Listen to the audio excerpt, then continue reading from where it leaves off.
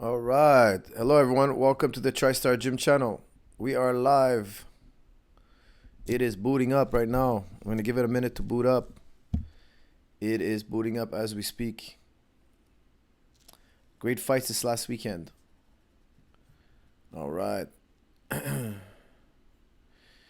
Amir Fetik, you're the first one in. We're going to get chatting once we hit 50 people. What do you think of pulling guard in MMA? That's a crazy idea. Not a good idea. I mean, in very limited circumstances. In limited circumstances, pulling guard is okay. It's not that bad of an idea. But generally speaking, you don't want to do that.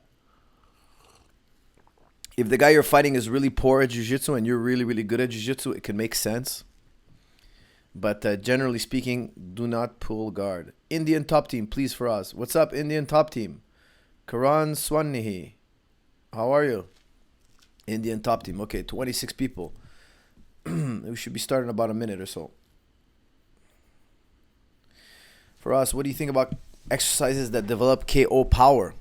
I like plyometrics, all sorts of plyometrics. I got to keep my mouth real close to this mic. I know a lot of you are complaining that the volume is not good, not high enough. If it's not high enough, guys, let me know in the message board.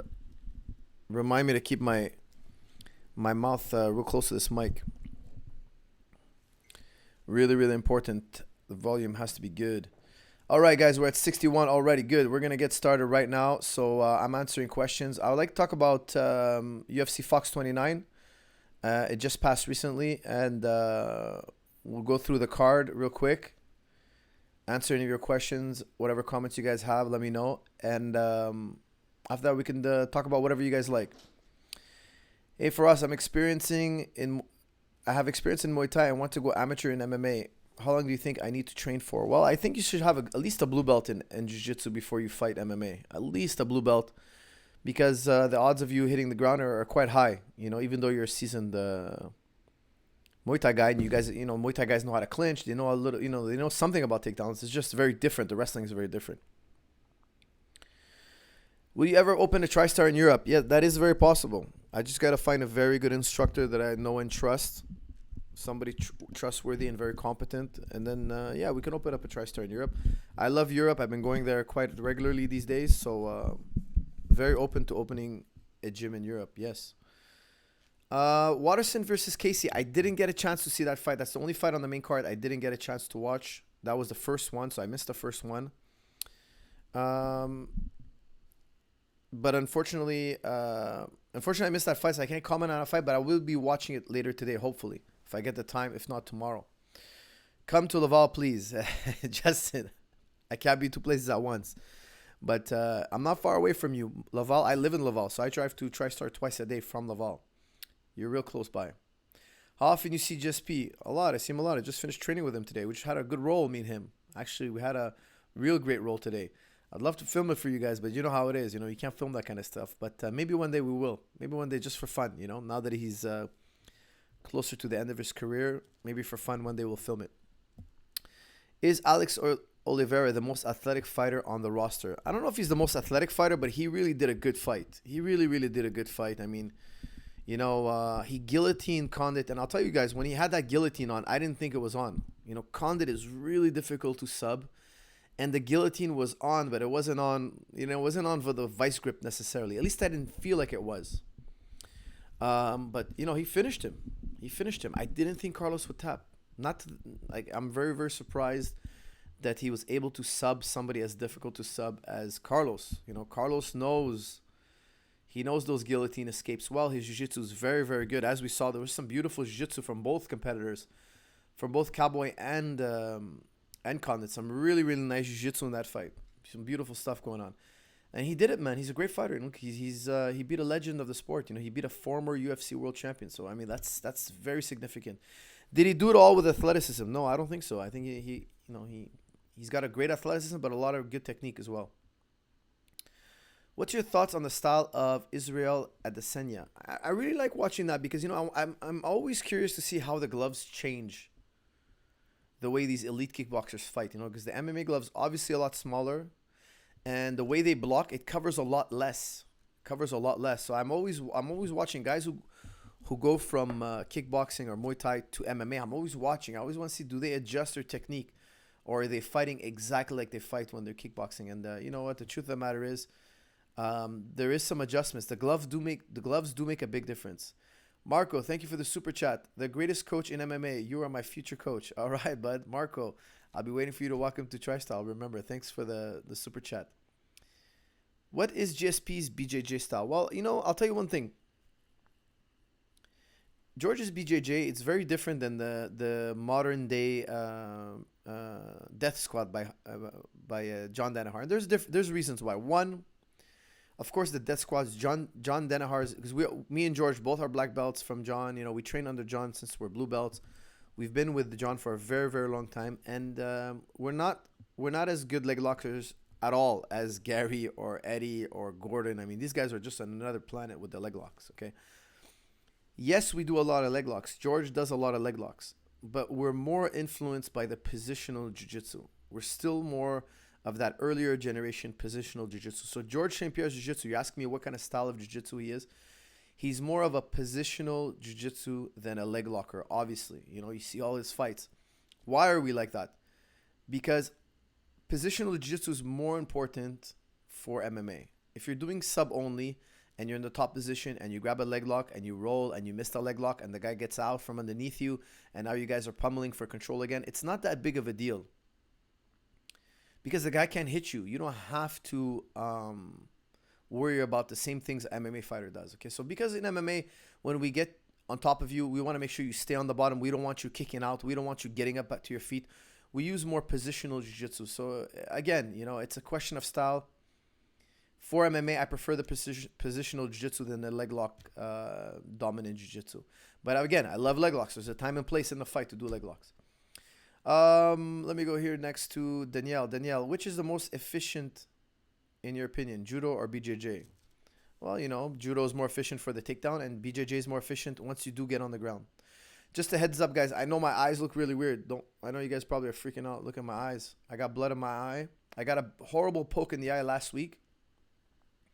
It's been 1 week. It was a horrible poke in the eye. I lost my vision for over an hour. I was really, really bad shape. I went to the hospital. Everything's good. My eye's fine. But if those of you are looking at my eye and you're like, what's wrong with his eye? I got a really, really bad poke in the eye, like a horrible one. Like I was down and out for a while. Luckily, my vision is fine. I'm on antibiotics and stuff, making sure that my eye recovers. But if my eye looks really, really weird, now you know why. All right, back to who else here? I bet GSP is a tank and rolling. Yes, he is, Troy. You are right. He is a tank, definitely. Xathis, Salamat, coach. Salam. Training with John Jones. Yes, I did train with John Jones many years ago. John Jones was... you talk about the eye poke. Gotcha. Yeah, but actually, we used to train together back in the day. And he never poked me in the eye. What do you think weight cutting rules should be? I like weight cutting the day of. Like, if you're a 155 fighter, move up to 170. And we should allow you to weigh between 170 and 175 half an hour before the fight. We monitor your weight all the way through. And your weight has to be within this 5-pound ratio. And the two guys, when they fight, are the same size. No cutting weight tricks. No cutting weight, dehydrating yourself before fighting. None of this craziness. I think we need to eliminate it completely from training. Opinions on Kevin Lee. I got to train with Kevin Lee a few months back. And actually, we've talked about training together in the long run. And I think we will in the future. I think he's a phenomenal athlete. Phenomenal fighter. He will be for sure in a title contention shot very, very soon. I like him for his fight against Barboza. I think he wins that fight. He's a really strong striker, great takedowns, explosive, incredible athlete. Ground and pound is strong. Jiu-jitsu is strong. Kevin Lee's not going away for a long time.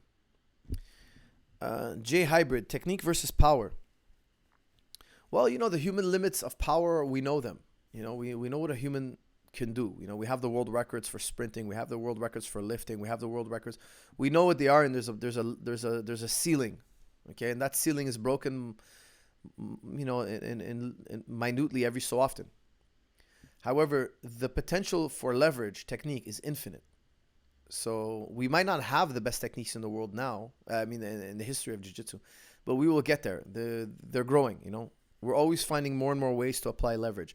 Jiu-jitsu is growing. It's growing at such an impressive rate that leverage, in my opinion, in the end, once we've upgraded the art over and over again, eventually will completely outdo any type of need for power. Okay, like you'll have athletic guys and you'll have guys who are keeping their body healthy with weights and physical fitness, but not trying to get an armbar by lifting more weights. They go bench press so they can, or pulls or heavy, so their armbar will work better. That's gonna work in the early stages of jiu-jitsu, and we're already seeing that being weeded out. Eventually, it's gonna be that jiu-jitsu strength you develop on the jiu-jitsu mat, and of course, more and more leverage. You're gonna train Hijab to take on Stipe? Yeah, maybe. Who knows? Best takedown against bigger opponents. I like the foot sweep. I don't like putting my head like in a when you do a takedown, a double leg takedown, with putting your head in the guy's lap. I find a big strong guy might grab your neck, choke you. It's a very dangerous place to put your head. I like foot sweeps. I like duck unders. I like jumping on their back. I like different things. I like underhook where I can sneak in under their arms and stuff like that. I don't want to give them a grip around my neck. So I'm not saying I won't shoot a double on a bigger guy, but it would have to be like with a trip, like a double leg with a trip, a kosoto gaki type thing. Did leg kicks help or hurt Gaethje? I think he hurt. It's true, guys. We forgot to analyze the fights.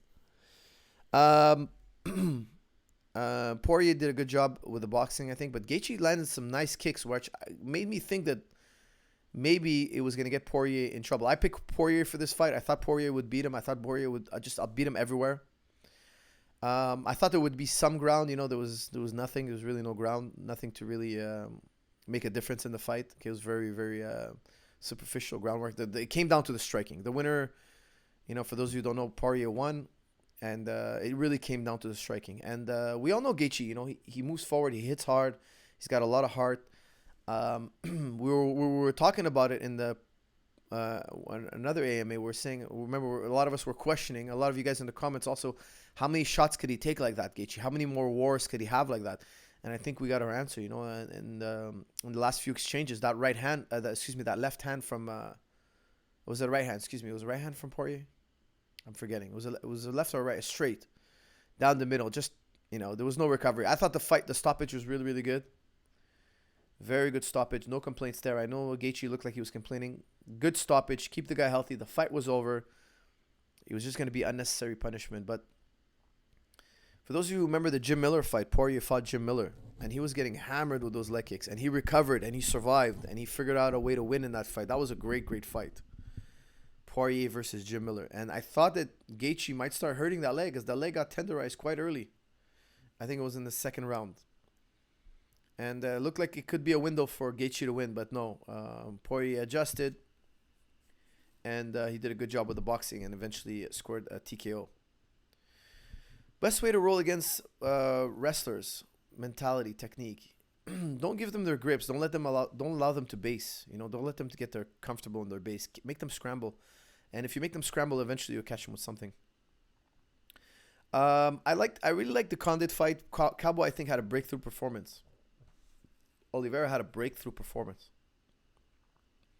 He beat Carlos Condit fair and square, and I thought that was a breakthrough performance for him. And who knows, man? He'll probably be in a title fight soon. I'd like to see him fight the winner of Wonderboy versus Till. I think he beat Condit. He should be up there now. He should be up there in a mix with those names, and see what he can do against those guys. Because beating Carlos Condit is not a small feat. He beat a very seasoned and dangerous welterweight. Poirier versus Conor 2. That's possible. I don't think that's impossible. It's a possibility. For us, do you know any good BJ gyms in Michigan? No, actually, I haven't been in Michigan. I haven't trained in Michigan. Is striking secondary to grappling? No, I wouldn't say that. You could be a world champion via grappling, as we saw with Khabib. Or you could be a world champion via striking, like we've seen with McGregor. It's not a question of style. It's a question of level. What level can you get to with your style? It's not a question. If a striker beats a grappler, it's such a common misconception. People are like, hey, striking is better than grappling. It's not. It's the level. It's a question of level. Mahan, thanks for the super chat. Coach, where is the best place to train in New York City? Guys, no doubt about it, Mahan. No doubt. Go to Henzo Gracie Academy. No doubt about it. Uh, Gracie Jiu-Jitsu versus 10 Planet. I like the Gracie Jiu-Jitsu style. That's personally works better for me. I've trained with Henner and Huron quite a bit, a few times, and they had a huge influence on my jiu-jitsu. Huge. I love their style of jiu-jitsu. Their style is really, really like, I can only describe it as super advanced basics, which I love. I love that style. It reminds me a lot of the Hodger Gracie style. And of course, the Gracie family has that style, Henzo Gracie style. Supremely, totally advanced basics. Like that's I love, and I think it's very effective for MMA. What makes GSP's jab so special? There's a lot to that, guys. That's such a broad question, but you know what? He's got a great distance. He's got a great understanding of distance, and he whips it out he uses it as a whip. The jab is instead of a baseball bat or a battering ram. If I can explain to you like that. Most underrated aspect of MMA. I would say pacing yourself. Pace. You want to put the pace on your opponent. People, I think, just don't understand that. There's a pace to MMA, and the guy who's in control of the pace usually should win the fight. If two guys are of competent level of MMA. Kung Fu for MMA. Kung Fu for MMA. That's such a great question. Kung Fu for MMA. Kung Fu. Hold on, let me whip something up for you.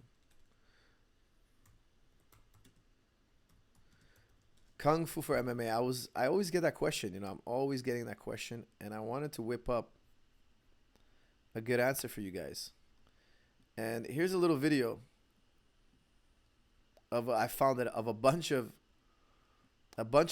Kung Fu guys fighting MMA guys, which I thought you guys would love.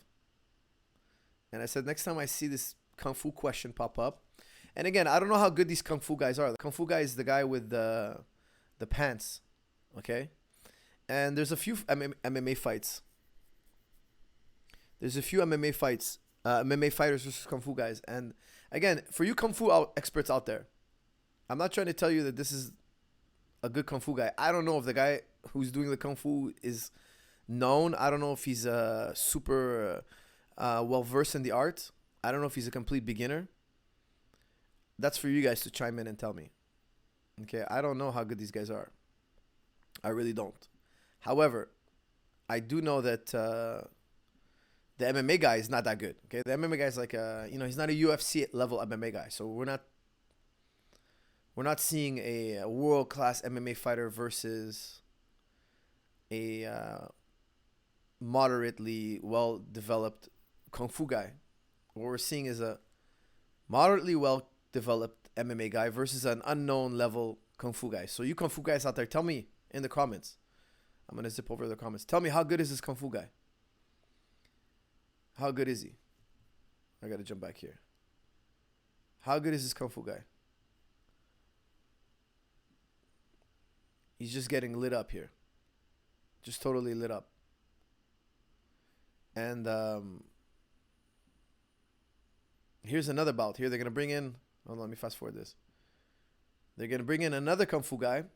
And this is, I believe, the same MMA guy. I'm not sure. But again, I don't see any of those Kung Fu maneuvers. Hold on. Did this work here? Oh, hold on. Sorry, I totally screwed that up, guys. There's the MMA shot. Sorry, did I get that wrong? My apologies.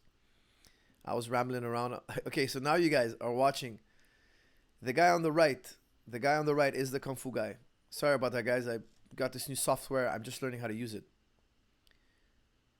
The guy on the right is the MMA guy now. And like I said, very beginner level, or let's say medium level, okay? Intermediate. And just the Kung Fu guys are just getting killed. And this is not the first Kung Fu guy. He's just getting crushed. Let me bring this back earlier. All right, here's a fresh Kung Fu guy coming in. This guy's fresh. Let's see what he can do.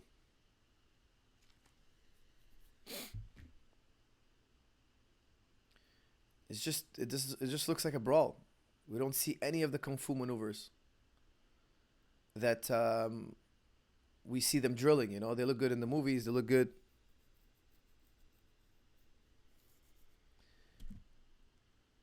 They look good at, you know. Here he's just getting crushed.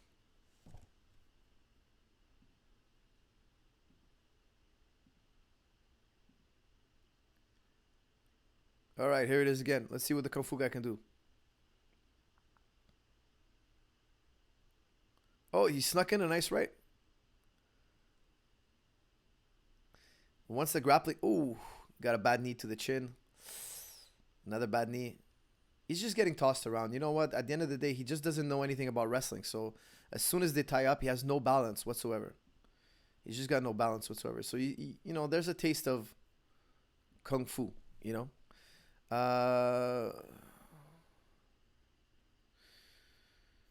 So tell me what you guys thought about that. I'm back on the comment section here. I can see the comment section, and it's Wing Chun, not Kung Fu. Hassan, I'm sorry. I apologize. I don't know the difference between Wing Chun and Kung Fu. I do not know. I have to admit, I do not know the difference between Wing Chun and Kung Fu. I do not know the difference between Kung Fu. Thanks for pointing that out. I am not aware of the difference. Why are wrestling so successful in UFC? Why are wrestlers so successful in UFC? Because they, you know, they're really good grapplers. They have very good. They have very good ground game. They understand the ground game. Don't forget, wrestlers do ground also. They know how to stand up, and of course, they know a lot of. They do a lot of conditioning. Wrestlers are very seasoned in conditioning. Great. Um, all the all the wrestling programs around the world all have conditioning. They're all aware of how to condition, whereas jiu-jitsu clubs don't condition. Guys, please keep the comments clean. If your comments are not clean, you will get kicked out. Believe me, you'll just get booted out. So I gotta boot one person out here. Gotta boot him out. Be a good boy in the comment section. If you're not a good boy in the comment section, you're gonna be booted out. Is there a book you could recommend on jiu-jitsu? Yes, check out Fluid BJJ by Fox, Silver Fox. Love the book. Zachariah, thanks for the super chat. Travel to a world-class gym or learn where you're at. Travel to a world-class gym. You're gonna instantly have a change in your game. Train at your gym, but then go out and travel. That's what I did. You know, I traveled to the Henzo Gracie Academy for years and various places. I did a lot of seminars. I did that, and I wouldn't have gotten to the level I'm at now if I didn't do that. No doubt about it. TriStar Gym has a dorms. Don't forget, if you guys ever want to come visit TriStar Gym, come visit us. We do have a dorm. People come from all over the world, and they stay for 2 weeks. Some of them stay for a year, and no doubt about it, it will change your game. Here we go. Keep it clean. Yes, please. Thank you, human. Keep it clean. Thank you. My question is, do you work with amateurs or professionals only? No, I work with both. I work with amateurs and professionals. I definitely learn a lot when I'm working with amateurs. Definitely learn a lot. All right, guys. What time is it here? No, we got time. We got time. Ortega versus Zabit. That would be a great fight. Interesting fight. Hard to say. You know, it's a tough call. I really want to see more on Zabit. You know, how good is his grappling? How good is his fitness levels? You know, how good are... These are questions that we're going to have answered in the future bouts. You know, it's still early in his career, but he shows great potential. You're the best uncle. You know what? I have proof that I am. That's right. Best uncle. Intermittent fasting, your thoughts? I like intermittent fasting. I think it's good once in a while. I wouldn't do it personally. I wouldn't do it every day because I feel it hurt my recovery. I've tried it. But I do definitely like to practice intermittent fasting every so often. I think it's very good. Tips for training wrestling with shoulder injury. The Brown Man's Red Pill podcast. Thanks for the super chat. I like a lot of flow rolling. Lots of flow rolling. Like now I have an eye injury. Today I just kind of more flow rolled. And I roll with guys that I trust. So when you have an injury, go through the flow rolling. Lots of flow rolling. I find myself doing a lot of flow rolling to warm up. I warm up 2, 3, 4 rounds, 5 rounds flow rolling, and then I start to go harder. And especially when the more seasoned you are, the more experienced you are, the less I think you need to grind and mangle your joints. So that's more for earlier in your training. Don't train too hard. Grind. Train a lot and flow and just kind of keep the body healthy as you're rolling. Don't mangle your joints. What type of training can you do from home? Not, you know what? Training from home, you can, like, I have mats in my house. I have mats everywhere in my house. I have mats in my living room, mats in my basement, and I do technique here every so often. My sons and my wife and my everybody in my house trains. Everybody trains. Um, and I could do some fitness stuff. I like to use bands. I like to use body weight. I have a those bob dummies. Where you can hit. I have that in my basement. I do some good workouts, but you can't do. You could do more fitness and light technique. You can't really have a full practice at home. So if you have to practice at home, do drill, and conditioning. Drill, conditioning. But definitely, if you wanna get to the next level, you got to go to a real gym and you got to put in a full practice. Mohammed Hijab versus Faraz Zahabi. You know what? Next time I'm in England. Maybe we'll do a match, me and him, and we'll film it for you guys. Are you often in Lebanon? No, not very often in Lebanon. Only been there once when I was 1 year old. I'm born and raised here in Canada. Is running on concrete bad for your knees? Yes, running on concrete is very, very bad for your knees. Do not run on concrete. Asphalt is not as bad, but concrete is a big no-no. And make sure you have a good technique for running. I recommend the pose running, a modified method of pose. Who should fight Nick Diaz? I don't know, but he should fight very soon. He should fight very soon. We really think we need him in the welterweight division. To give us some new matchups. And a Nick Diaz fight is always exciting. So I think it would be great to have him back in the welterweight division soon. More videos on your son's training, please. Maybe. I'm sure there will be more in the future. Artem Lobov, me versus CM Punk. Favorite fighter outside your own fighters for us? In MMA, I would say right now it's Khabib. I have a great admiration for his. I love jiu-jitsu. I love wrestling. I love to see them both work together. And for me, it's fascinating. I love to see what he does. And then go try it out in practice. I love it. I love Damian Maya. I love to see those advanced jiu-jitsu stuff. Don't get me wrong. I love striking too, definitely. But I have a special fascination with jiu-jitsu and wrestling. Video of touch sparring. Yeah, maybe I should definitely, my eye is bad right now, so I'm not going to be sparring soon, but I'm definitely going to be doing more striking videos for 2018. I haven't done one in a while.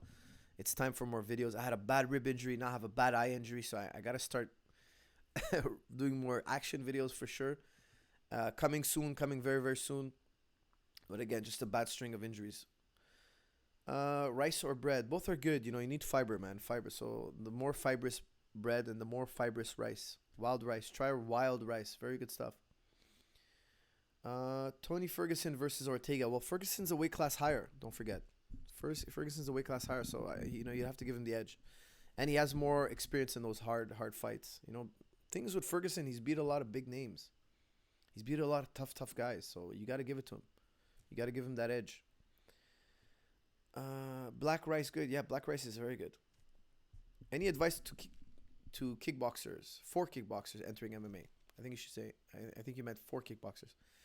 Yes, immerse yourself with 2 or 3 months of a lot of grappling and wrestling. Just put your kickboxing on the side. If you've done that for a long, long time, just put it on the side. Maybe maybe do it once a week. Just maintain your kickboxing. Don't worry about building your kickboxing. And just go in deep to the jiu-jitsu. Just break the ice, go in deep. Gracie diet thoughts. I don't know anything about Gracie diet, to be honest with you. I know it's predicated on not mixing certain foods, and I don't know much about that. Thoughts on Taekwondo. I love Taekwondo. I think Taekwondo mixed with boxing. I think Taekwondo mixed with kickboxing or Muay Thai is really, really beneficial. Taekwondo on its own is not it's not as trustworthy in my opinion, but it's definitely a very strong element that you can add to your boxing or kickboxing. What are your thoughts on cupping for reducing swelling? I've done a cupping session once. Those things that they put the cup and they kind of like. I didn't feel that it was as as useful for me as a deep massage. You know, that's why I love the Tim Tam massager. Okay, that device is so important because there's a lot of massage devices that vibrate, but it's not a true percussion device. A true percussion device doesn't vibrate. It actually hits your muscle. It actually needs the muscle deep. It creates it forces your muscle to unlock, to relax, to loosen up. A vibration may unlock a muscle, but not a deeply, not in a trained athlete. So because the massage is too superficial, and I felt cupping is the same thing. It's too superficial. You need a deep tissue massage, but you gotta build yourself up to a deep tissue massage, and you can't just start right away. But those massages, in my opinion, keep the body healthiest, and I found that cupping was just too superficial. Zachariah, super chat. How to not hurt partners but be realistic in sparring? You know what? The more experienced you are, the more you know what's real and what's not. So me, these days I don't spar hard anymore. I spar more relaxed, more touch sparring, and then as I'm warmed up, I'll pick it up. I'll go harder because I always, of course, want that intensity of a fight. But I gotta make sure I'm super warmed up, and the person I'm with knows what he's doing. He's not gonna do something that's gonna injure him or me, and then we build to that, And we've done that so much, Experienced martial artists have done so much of that they know what will work in a real fight, what won't. And if they're not sure, they'll experiment in the harder sparrings. Of course, there's always experimentation. Nobody knows everything. But when we're sharpening up the basics, we know what it's like. We've had that taste. That's why you'll see beginners, they always go super hard right away because they just don't understand. They don't know. They don't know how to relax, and they don't know what techniques work or not. And they're really in that exploration phase. But after a while, you gotta start hitting the flow rolling and touch sparring much harder. Is there an amateur MMA promotion in Canada that you can recommend? Actually, not one that pops in my mind right now. Do you spar with GSP? Yes, we roll. We spar every so often. Not so much anymore because we've done it so much in our youth, but it does happen, yeah. Body jab. Yes, body jab is great. Good long range attack. Yes, but you got to be careful for the head kicks. I think George did a really good job in his fight against Bisbing. You saw him land that body jab. Beautiful body jab in that fight. What do you think? Who do you think is the GOAT of MMA? Well, you know what? Obviously, I'm going to say George. He's never been caught for a banned substance. He's never been on any banned substance. I think once you've been busted for banned substance, we got to strip you of that title. And of course, there's DJ Demetrius Johnson's up there as well.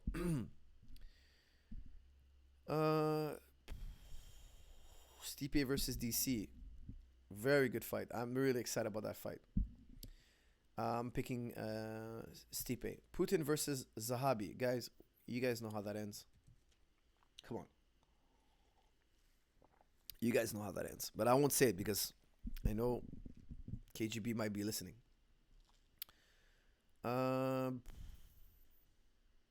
Thoughts on Adesanya? Yes, I said that earlier. Rewind. Play this back from the beginning. RDA versus Woodley. That's a very interesting fight. I think RDA is going to win against Kobe, and we'll get to see that fight. That is a very interesting fight. I think I gave a slight edge to. I'm giving the edge to RDA in the Kobe fight just because I think he's gonna kick, and of course it's a 5-rounder, so those kicks are gonna come in handy. Anyone in the UFC beat a gorilla? Could anyone? No, no. A gorilla would rip a human being to shreds. Actually, it's funny because George went gorilla sighting recently, last summer, and where they take you out in the bush, and you actually see live gorillas. And a gorilla walked up to George, and George had to drop down in a submissive position. That's what they say. They say when a gorilla walks up to you, and then we're talking about a live gorilla here.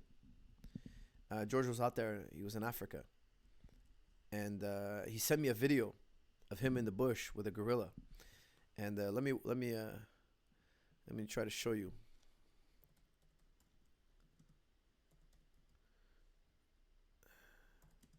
Let me whip up a little video here. So they take you out in the bush and you get a chance to see these live gorillas. And these live gorillas,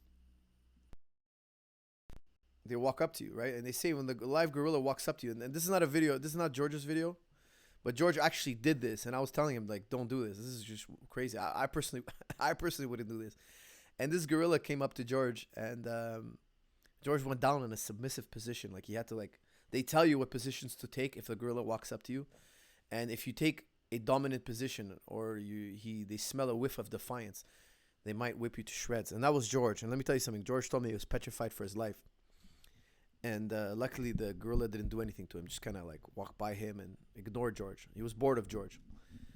And these animals will kill you. I mean, look at this. You know, there's just there's no jiu-jitsu that's gonna work against him. Okay, there's no Muay Thai technique that's gonna do anything but piss him off, and then he'll just kill you, and it'll be the end of you. You know, simply put, it'll be the end of you. But no, don't mess with a gorilla. No animal in the world, no man in the world can mess with one of these gorillas. You just get destroyed completely. It's been 4 months and my finger joints already hurt from gripping. Is this normal? If you're doing a lot of gi, yes, it's very, very normal. Give your hands a break. Okay, don't rely on the gi so much. Try to use the same techniques you would use. I know it's not easy, but I have the same issues when I was doing a lot of gi. My fingers would ache. You get past it, okay? You do get past it, and then your fingers will develop a tolerance, because your muscles in your hands will get stronger, and then your joints won't get such a beating anymore. So I recommend two things, okay? I recommend two things. One, give your hands a break. Try not to grip as much. Try to drill techniques that rely less on the grip, and those exist, okay? So basically, you'd be doing no gi jiu-jitsu versus gi. Give your hands a break. Tape your fingers. Make sure to tape your fingers. Any finger starts to hurt, tape it right away. Don't let the joint get mangled up. You know, those are two really important keys. And another thing, of course, okay, if I can add a third, strengthen your hands. You know, like wrap your gi over the pull-up bar and kind of do some pull-ups when your fingers are not hurting. Don't do this when your fingers are hurting. Once your fingers are recovered, okay, you're not gripping as much, you're taping them, so the stress is less on the joint. So you have less stress on the finger joints. Once your fingers start to feel healthy again, start doing pull-ups. Drape your gi over the pull-up bar. Drape your gi. Grab the gi itself and do some pull-ups with it. Grab the collar of the gi. Okay, don't tear the fabric. And do some pull-ups and strengthen those hand muscles. And the stronger your hand muscle, the less stress is going to be on your finger joints. GSP versus aliens. Well, I'll tell you one thing. George is so scared of aliens that I guarantee you, he just out of fear, he wouldn't be able to fight. Gaethje versus Conor McGregor. Oh my God, that would be inhuman. I think just an inhuman matchup. You know, a guy who's so good at hitting and a guy who gets hit too much. No, that would be an inhuman match. That would just be a horrible matchup. If GSP threw a dolly at a bus out of anger like McGregor, would you still welcome him at TriStar? Yeah, I would, you know, but I would talk to him about it, and I'm sure he'd be very apologetic, you know. But if he was defiant about it and he was like, you know what, you know, if he said something crazy like, I don't care that I put glass in those people's eyes, then I wouldn't want to work with him. But if he lost his temper, we all lose our temper. We all do things we regret. And George is such a great character that, he's very forgivable. Of course, you know, but I'm sure he'd be apologetic. I'm sure he would be totally ready to fix what he did. You know, I believe in second chances, of course, but not if you're defiant about it. If you're defiant about it, no. This is so wrong. Daniel, thanks for the super chat. Salam, started in gi school. Found my passion. 10th planet, no gi. No 10th planet school in my area. Getting backlash from traditional schools. Thoughts? Yeah, start your own 10th planet school. If you like the 10th planet style and that works for you, you know, hit up Eddie Bravo. Try to make a affiliate program, you know, especially if you don't have one in your area and you're dedicated to the 10th planet system. Fly down to wherever Eddie Bravo is or whoever his nearest representative is that's a black belt, let's say, and train with him for a month at a time. Come back home and keep teaching what you learned and develop that brand in your area, you know. That's what I did. Ariel Hawani versus Karen Bryant. Who wins? Come on, guys. Come on. Guys, I'm not pre-reading these, okay? So keep them clean and keep them friendly. Contrary to GSP, were you impressed with Matt Hughes' performance? When Matt Hughes beat BJ Penn, George said, for those of you who are new to MMA, George. They put the mic in George's mouth. Like they put it to his, and the first thing that came out of his mouth was, "I wasn't impressed with your performance," and people blew that out of proportion. I don't think George's French was no. I know George's French was. Excuse me, his English was not that good. Okay, his English was really really poor back then, really poor. So I think what he was trying to say was, I'm gonna beat you. I'm not. You're not that. I'm not awed by you. I'm not freaking out. I can. That's what I think it was. And it just came out like a robotic Drago response. Like, I'm not impressed. I'm gonna crush you, kind of thing. Yes, I was impressed with his performance. If you guys don't remember, he had a come from behind win, Matt Hughes, a come from behind win, and he ended up beating BJ in a dramatic fashion. Great fight, epic fight. BJ Penn versus Matt Hughes 2. If you guys haven't seen it, make sure to watch it. Do you get tired of the chess and jiu-jitsu comparisons? No, I don't. Actually, it doesn't bother me. Salam, how do you recommend new white belts to stay motivated for BJJ? Don't put so much emphasis on your results. Just focus on learning and having fun, and practice as much as you can. You'll get there. You'll get there. Every time you see somebody who's very competent in jiu-jitsu, you see a black belt. Remember, he was a white belt once upon a time. Nobody came on the mat black belt first. Just keep those positive thoughts in your head. Greg Talber with a super chat. Thank you. Your breakdowns and other material make MMA so much more interesting. Thank you. Very appreciated, Greg. Super appreciated. Coach, do you speak Lebanese Arabic at home? Yes, I do, my brother. Yes, I do. Physio versus osteo versus chiro. I like physio the best. Osteo as well. Chiro not as much. It always scares me the way they crack the neck. Omar Gutierrez, thanks for the super chat. Who has the best striking in MMA? You know what? I gotta say right now, it'll probably be McGregor. My question is, why is the UFC rewarding Kobe Covington for being a racist? Well, I'm not sure. Did he make any racist comments? Did he actually make a racist comment? I don't know. I'm not aware of that. If any of you know his racist comments, please put a link or pop it here in the comment area. I don't know for a fact that he made a racist comment. For us, sometimes you have these holes in your beard. Is it about stress? Yeah, you're right. I do have those things in my beard, and they come and go. I'm not sure if it's stress. Actually, I looked it up once, and I know there's a cure to it. I gotta just go see a doctor, and I think they put like an injection in it. And you're right. I do have that. I don't know if it's stress. They say it's unknown. Actually, I've asked. They say it's some doctors say it's stress. Some doctors say it's unknown. I'm not sure. Modus super chat, thoughts on London Shoot Fighters gym? I'm actually not fully aware of the roster, so you'd have to send me a video or something for me to check them out. Kobe said Brazilians are animals. Oof. No, I don't agree with that. That would be construed as racist. Yes.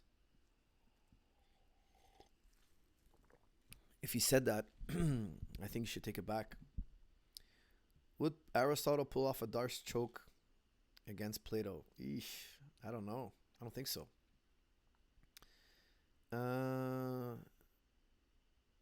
Does the size matter in a fight? Hardcore soldier. Yes, it does. That's why we have weight classes. Of course it does. Super chat. The Brown Man again. Reducing Brown Man Red Pills. The Brown Man's Red Pill podcast asks, reducing wrestling and BJJ injury risks as beginners. Everybody should read Becoming a Supple Leopard by Kelly Starrett. Everybody.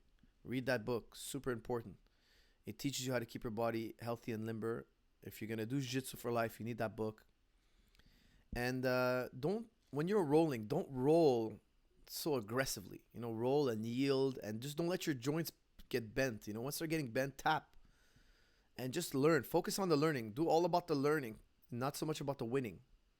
And when you're rolling, try to see what the other guy's doing. If the guy's got more experience than me, I'm trying to see what he's doing. I'm fighting back, but I'm also learning. I'm trying to observe what he's doing at the same time. And if I'm rolling with a guy who's lesser than me, I'm trying to grab him. And when I grab him, I ask myself, how could I grab him? What little differences can I make to have more leverage? What could I do to make it even easier to pass this guard? So if I pass this guard and it was a 6 on 10, like 6 being, it was quite difficult. How do I bring that number down to a 5, a 4? So that I make it a 1 on 10. It was so easy to pass this guard. And that's just little nuances, changing the grip or shifting your weight, etc. Daniel Reynolds with a super chat. Is ethical consistency important to you? When you are going to adopt a vegan diet, animal-free diet is better for athletes. Google vegan gladiators. Is ethical consistency important to you? Wow, Daniels, we're making a major shift. My vegan friends, they're saying that our diet, I assuming you're saying that I'm against racism, but I'm not a vegan. Is that what you're saying, Daniels? I'm not being ethically consistent. Well, here's my point of view. Daniel, you're assuming, all due respect, you're assuming that death is the worst evil. So if I take a chicken and I kill it, I am committing the worst evil to it.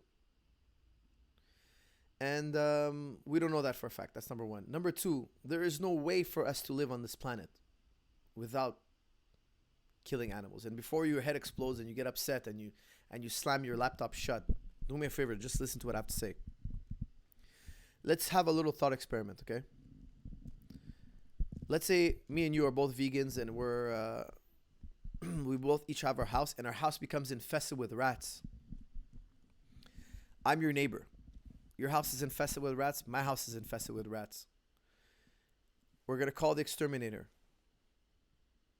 When I call the exterminator, I know he's going to come and kill these rats. He's going to poison them. He's going to trap them. He's going to cut their necks. He's going to do whatever it takes. You, if you want to stay ethically consistent, you cannot call this exterminator. You're saying right now, I know what you're thinking. No, I'm going to trap them humanely. You're going to trap them humanely, and you're going to set them free out there somewhere in the prairies, and they're going to live a happy life. This could work if the population is under control. What if there's an outbreak in the rat population? What if they have invaded our city and they've invaded our homes and there is no trapping them humanely? The numbers are too great. This is not logically impossible. This is very logically possible. You're going to be begging to kill those rats. You're going to be ethically now inconsistent. Why? That's how we control the rat population. We kill rats. Rats, they carry disease, etc. The Black Plague, they've traced it back to the humble field mouse. The field mouse has killed more human beings. The field mouse has killed more human beings. Listen to this. Than all the predators combined. All the predators out in the animal kingdom have killed less human beings than the humble field mouse. For those of you who don't know, the Black Plague was trailed back to the field mouse. So life depends on death. No doubt about it. No doubt about it, Daniel. So I do believe I'm ethically consistent when I'm on a non-vegan diet. I believe we have another super chat here. Kimbo, how could I study Muay Thai if there are no Muay Thai schools in my area? Could I learn Muay Thai from videos and bag work? For sure. Learn videos from Muay Thai and bag work and then go travel to Thailand. It's really cheap. Thailand is cheap. Find a ticket. Go to a Muay Thai master. Find yourself a master. Learn from a mentor. Don't just learn from videos. That's just in the meanwhile, okay? Death to field mice. We got the Black Plague under control. Take it easy. Keep it cool. Keep it cool. Rat lives matter. Yes, they do. What's your favorite MMA gym in New York City? Hansel Gracie Academy. This mosquito just bit me. Grr. Lucky I'm vegan. Guys, easy on the vegans, all right? Easy on the vegans. Can I be UFC champ by watching YouTube videos? I don't think so. It's not impossible, but I don't think so. Rats are people too. For us, will you see your kids fighting in UFC Octagon one day? Well, it's up to them, I don't believe in forcing kids to train, but I do believe there's a minimum level of training they all should do. So for me, my minimum that I set for my kids is black belt. Once they're black belts, they could do what they want. If they want to continue training, that's up to them. But if they don't want to continue training, that's fine with me. For us, the exterminator is a hobby. Yes. If a rat invaded my home, he would probably be killed. Will your brother fight again soon? Yes, hopefully soon. Coach, for us, what's your opinion in UFC fighters Santiago Ponzinibbio? I think he has great potential. He'll be fighting for a world title probably if he gets past this next fight. Okay, he's got a tough fight coming up. And if he wins this fight, he should be fighting. He's going to be fighting Usman. So that's a very tough fight. The winner of that will probably be next up for a title shot, I would assume. MY super chat. Hey coach, love your videos. I'm a smaller girl. Wow, a girl that watches my video. I looked at this YouTube statistics. It used to be 99% people watch my videos were men, and now I checked it again recently, and it were 5% of women. Now we're at 95% of people that watch my videos are men. So we've grown from 1% on this channel, a 1% female audience to a 5% female audience, and MY is a female viewer. Wow, incredible. Hi coach, love your videos. I'm a smaller girl. What strategy or technique should I be thinking while rolling with a bigger aggressive guy? Well, I did a, first of all, don't roll with bigger aggressive guys till you're at least a purple belt. You know, try to avoid the bigger, stronger guys who don't know what they're doing. Roll with the bigger, stronger, advanced students. They're less likely to hurt you. So that's my first. If you're going to roll with somebody that's bigger than you, much bigger than you, make sure that they have a lot more experience. Or roll with somebody, once you're purple belt and up, so then you can roll with the white belts and blue belts and you can kind of toy with them. So you want to be much lower or much higher. You don't want it to be competitive. I don't want to roll with somebody that I'm much smaller than them and it's very competitive, because that's what I hope you guys are still getting this. My line went red. Video output low. So anyways, back to your question. Hopefully you're getting this. I want to make sure that my my skill level is either much higher or much lower, or the person I'm rolling with is going to be smooth. You know, they're not going to do something crazy and reckless. That's my advice to you. And of course, check out my my how to roll with a bigger opponent partner video. Super important details there. You know, never allowing the bigger person's weight to be on top of you, and definitely not on your joints. You know, and there's a way to deflect that weight. Hope that answers your question. You know, I'm gonna be doing more how to wrestle bigger people videos in the future soon, hopefully, as well. Any recommendations for somebody just starting to get into leg locking game? Yes. Don't when you grab a leg lock. Okay, this is one major difference. At my gym, when we grab a leg lock, you're not allowed to crank it. You know, we grab it, we put a tight grip on it. I give you 2-3 seconds to try to escape. But if I have a firm grip, we assume that the tap happened. Okay, I don't like gyms where they put you in a leg lock and they're cranking it. That's just crazy. It's just a great way to break your knees. So if you're going to be doing a lot of leg locks, drill a lot of leg locks, but be safe and sensible. You don't need the guy to tap. Me, I put in the leg lock and I gradually increase pressure, and I won't go full throttle. I won't. Leg locks, you don't need to. You do that in competition. I like your keep your knees off the floor while you're passing a bigger opponent. Yes, that is a gem. Why? Because when I put my knees on the floor, they're easily able to hip heist. I need my weight on him. Check out that video. You guys are gonna. I'm sure you guys who are watch that video and using those tips. And I've gotten a lot of comments like that you guys are getting a lot of success with that. Trust me, that video is a gem. Watch it a few times and you will have a much easier time when rolling with bigger opponents. Salam coach, when is your next philosophy vid? They're great. Well, I'm not planning on doing many philosophy vids on this channel because this is more of a training channel. But if you guys ask me a philosophy question, I'll wrap up an answer for you in a nutshell. So whatever question you have, fire away. For us, John Denahar is filming a leg lock system finally. Got any ideas of when it's coming out? No, actually, I don't. I did see that. Somebody did send me that. I'm really excited about that. It's going to be awesome. I'm obviously a big fan of the leg lock game. How can you improve your vision in the ring? Your vision in the ring. I think lots of sparring. 400 watching now. Why only 90 likes? I don't know, people. Why only 90 likes? I didn't even notice it. Let me look at the. I can't see the like counter from where I'm at. But yeah, people. Why only 90 likes? Who you got on TJ and DJ? Well, I've never trained with Demetrius Johnson. I've trained with TJ, so I gotta say TJ, right? I know the guy, so I'm always gonna pick TJ. I'm always gonna pick the guy I know. It's a tough fight though, both ways. How is the weight cut gonna affect TJ? That's the big question. For us, what order should you learn different skill sets in MMA? I think jiu-jitsu first. Jiu-jitsu first because it's fun, and you need jiu-jitsu. I believe jiu-jitsu is the backbone, because if you're a striker, you won't beat a jiu-jitsu guy unless you know jiu-jitsu. If you're a wrestler, you won't beat a jiu-jitsu guy unless you know jiu-jitsu. So jiu-jitsu is always the first. What is your favorite paradox in philosophy? Wow, that's a good question. What is my favorite paradox? My head just exploded. My favorite paradox. Oof. I can't go into this. It would be too complicated. Way too complicated. And we'll lose half the viewers. How to prevent overtraining. Well, here's the greatest tip in training that I can give you. Here's the greatest tip, in my opinion. Okay? Train. When you train today, don't train more. Train as much as you won't be sore tomorrow. Okay? So I'm trying to train every day. I never want to be sore when I'm training. Okay? This is such a gem. I'm going to spend a minute or two on this. Okay? Today, if you're going to go in the gym, train. And if the next day you're sore, try to remember what you did in the gym, how much training you did. It was too much. If you're feeling tight and sore, it was too much. Why? Because if you're tight, your body's tight and you're sore and your quad is tight or your hamstring is aching or your calves are toasted.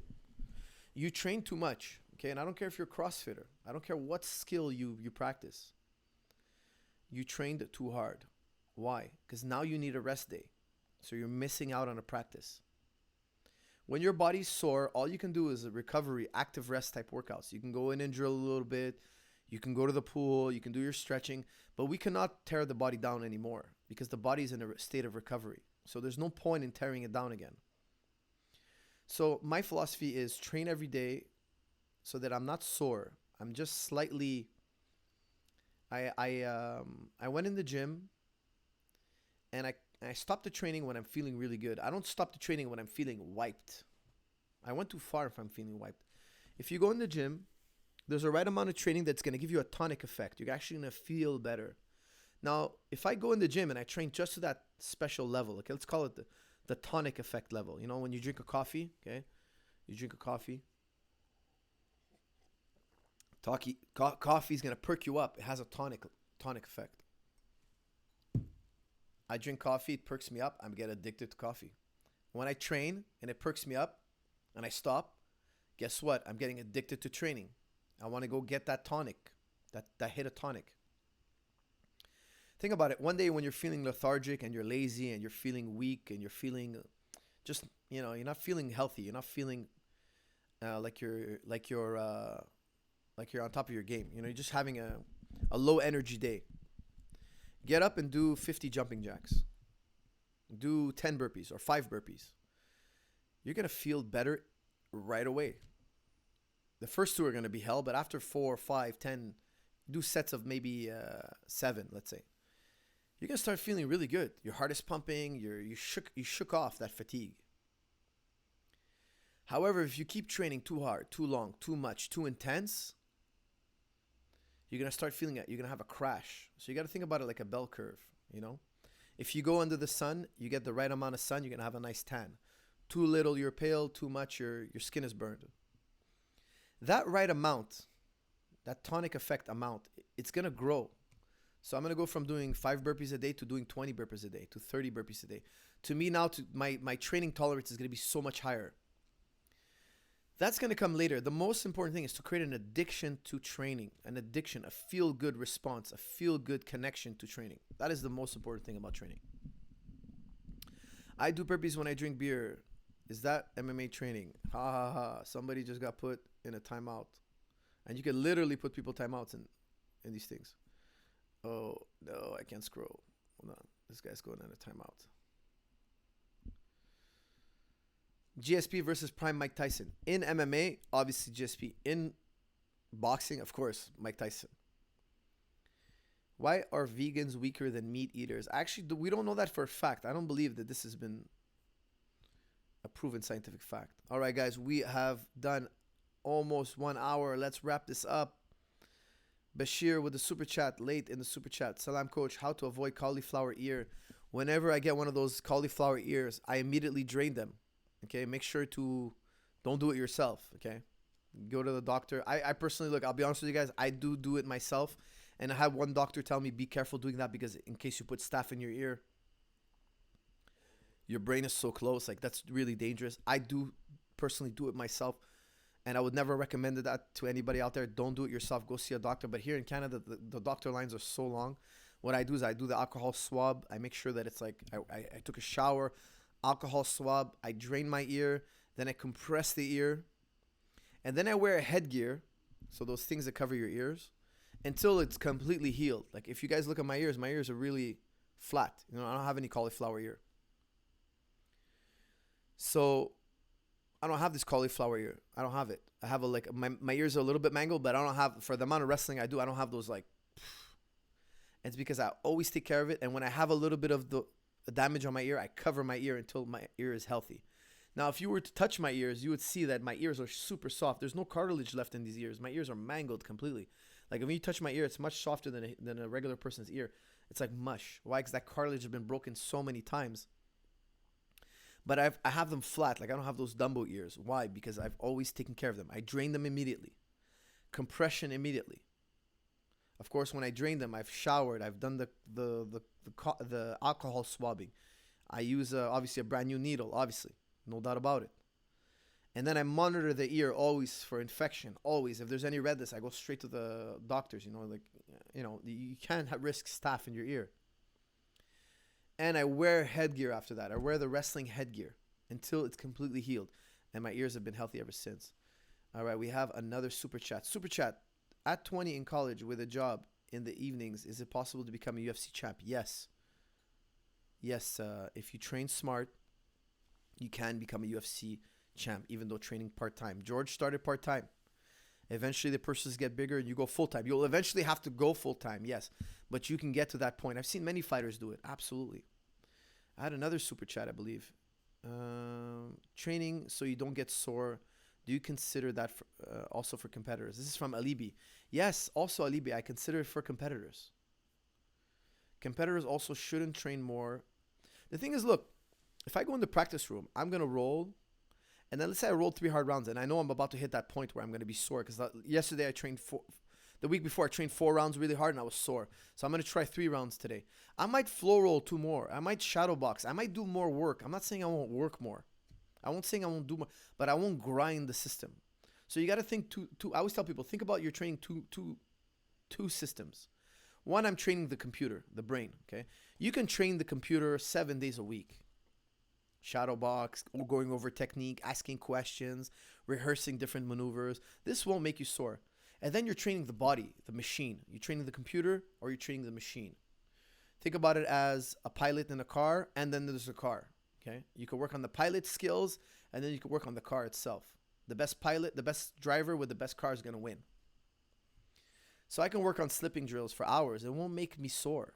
I can work on armbar drills. It won't make me sore. I can do armbar for 8 hours drilling.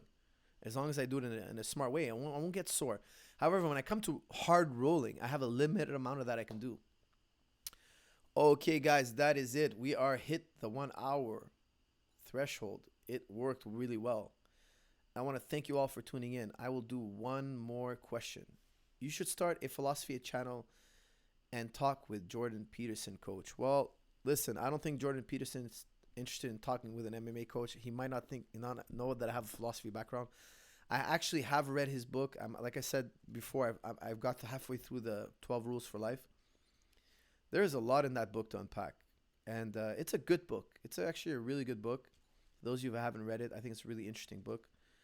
I will talk about that in the future. I won't go over it now because it would be too long and we've already done an hour long. I think he's a very interesting character, Jordan Peterson, but he's not a Christian scholar. He's not a scholar on the Bible. He's very knowledgeable about the Bible, and but he's coming at it from a psychological point of view, and I think he should do so. It's interesting, but he should be making sure that people understand that he's coming at it from a psychological point of view, because many Christians or biblical scholars, I think, would disagree with a lot of what he says. I think a lot of what he says is interesting because he's coming about it from a human perspective, from a psychological perspective, not necessarily a Christian perspective, which is interesting.